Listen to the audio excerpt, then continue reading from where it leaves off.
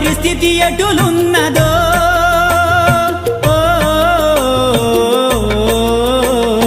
ఎగసి ఎగసి పడుటే కాని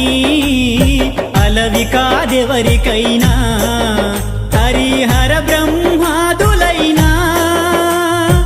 అనుభవించక తీరదు